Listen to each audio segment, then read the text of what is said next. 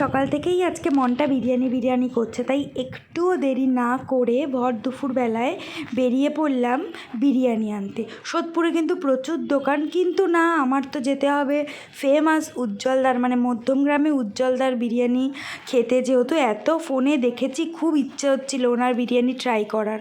আর মাঝপথে দাঁড়িয়ে পড়লাম, কেন কি মাছেদেরও খাবারটা শেষ হয়ে গেছিলো, আর আমি এখান থেকেই মাছ কিনি, যেটা মধ্যমগ্রাম যেতেই পড়ে।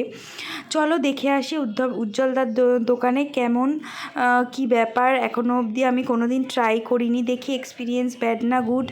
তবে এখানে এসে যা দেখতে পেলাম, বুঝলে তো আমার মনটা খুব খারাপ হয়ে গেছে। আজকে আর উজ্জ্বলদার বিরিয়ানি পেলাম না, মানে এত ভিড়। আমি আর মানে এত রোদ, প্রথম কথা, আর প্রচণ্ড ভিড় ছিল।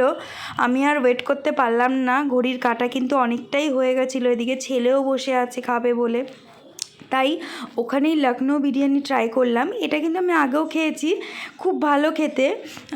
আর এটাই আগে সবাই খেত, এখন উজ্জ্বলদা হঠাৎ করে ফেমাস হয়েছে বলে তাই উজ্জ্বলদার বিরিয়ানির দোকানে এতটাই লাইন। কিন্তু এটা কিন্তু ভীষণ ভীষণ ভালো খেতে, তাই আমি পার্সেল নিয়ে চলে এলাম। কেন কি ছেলে যেহেতু যায়নি, ওখানে তো আর বসে খেতে পারবো না, তাই বাড়িতে পার্সেল নিয়ে চলে এলাম। আজকে এটাই লাঞ্চ আমাদের, লখনৌ বিরিয়ানি। খুব খুব টেস্টি ছিল।